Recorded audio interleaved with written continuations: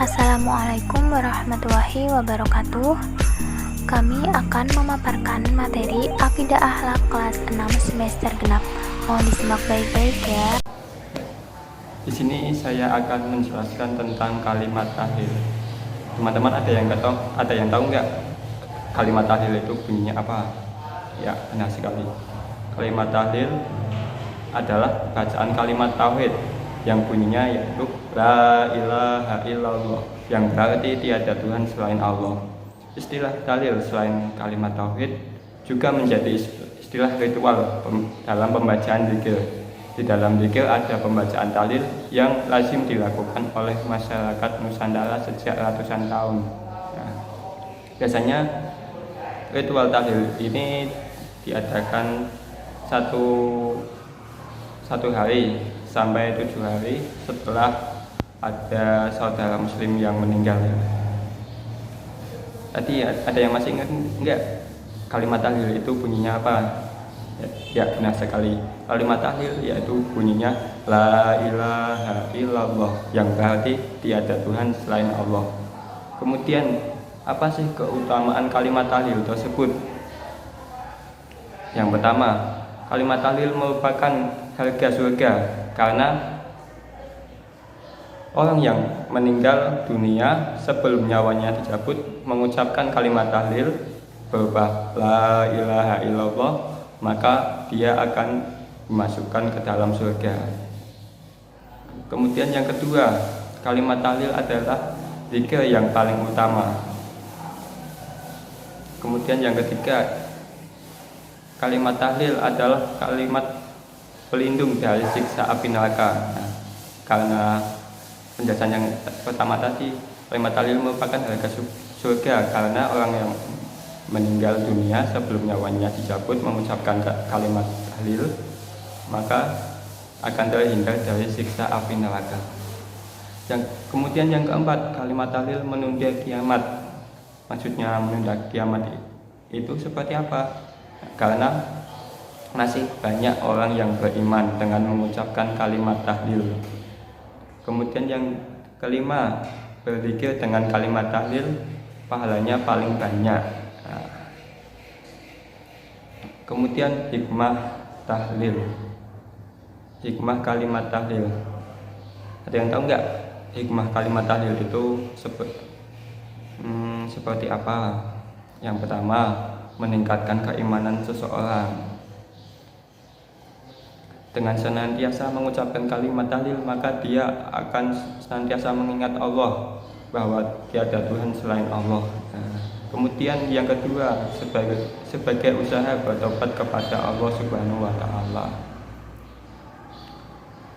Kemudian yang ketiga, sebagai pengingat bahwa akhir dari kehidupan adalah kematian.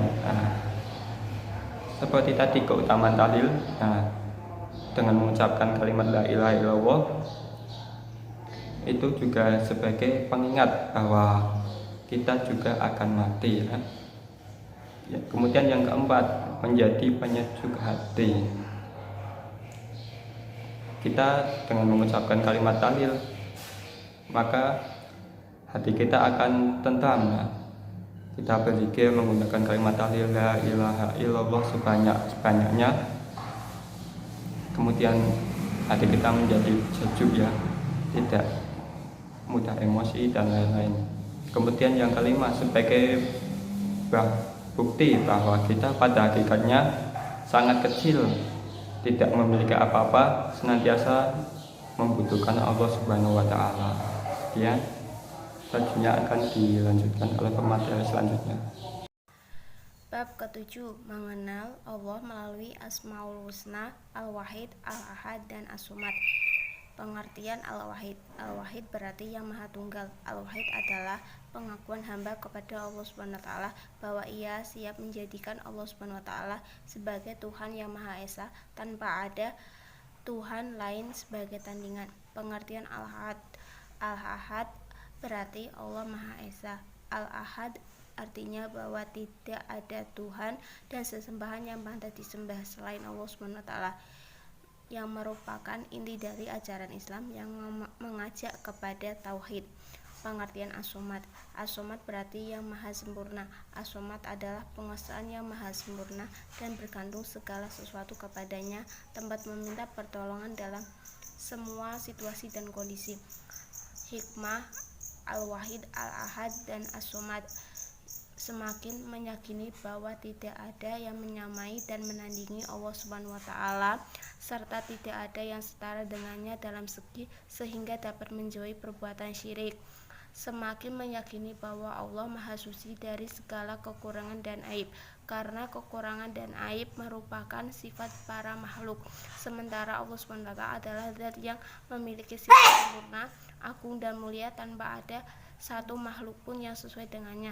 Dengan demikian kita akan selalu menjaga kebersihan hati, jiwa, dan badan kita, semakin ikhlas dalam beribadah, serta meyakini bahwa Allah Subhanahu wa Ta'ala satu-satunya zat yang memiliki dan menguasai diri kita, ibadah kita, hidup dan mati kita, merupakan bertahan terhadap orang-orang musyrik dan semua aliran sesat yang sama sekali tidak menghormati dan mengagukan Allah Subhanahu wa Ta'ala dengan penghormatan dan pengagungan yang semestinya, tidak bermohon kecuali kepada Allah Subhanahu wa Ta'ala, menjadikan Allah Subhanahu wa Ta'ala sebagai tumpuan pertama dan utama dalam meminta semua keinginan dan hajat kita, baik di dunia maupun akhirat, dapat menyelamatkan urusan orang lain dengan tenaga, pikiran, dan tutur kata yang baik, berusaha menjadi orang yang bermanfaat bagi orang lain, baik dalam urusan agama dan dunia.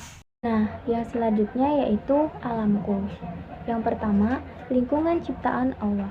Islam adalah agama yang begitu sempurna. Islam tidak hanya mengajarkan umatnya tentang bagaimana berakhlak kepada penciptanya, bagaimana berakhlak kepada sesama manusia. Islam juga mengajarkan umatnya bagaimana berakhlak kepada alam lingkungannya, hewan, tumbuhan, bahkan benda mati sekalipun binatang, tumbuhan, dan benda-benda yang ada di bumi semuanya itu diciptakan oleh Allah Subhanahu wa Ta'ala untuk manusia. Manusia harus bisa menjaga, memelihara, dan mengelolanya agar ia dapat memenuhi kebutuhan hidupnya, sehingga manusia dapat menjalankan sebagai khalifah Allah di muka bumi. Yang demikian patut diyakini setiap muslim. Keyakinan ini akan menyadarkan bahwa semua adalah umat Allah yang seharusnya diperlakukan secara wajar, baik, dan bertanggung jawab. Manusia tidak berhak merusaknya. Nah, yang terakhir itu keteladananku, kisah dari Nabi Ayub alaihissalam. Nah, kisah dari Nabi Ayub alaihissalam yaitu hikmahnya, kita hendaklah beriman kepada Allah, tidak berprasangka buruk pada Allah, bersabar dalam menghadapi segala cobaan dari Allah, mengingat dan menyadari bahwa setiap ada kesusahan pasti ada kegembiraan, setiap penyakit pasti ada obatnya. Istri yang solehah akan senantiasa bersama suaminya dalam keadaan suka dan duka. Sekian dan terima kasih pemaparan dari kelompok kami. Mohon maaf apabila banyak kesalahan dalam bertutur kata. Wassalamualaikum warahmatullahi wabarakatuh.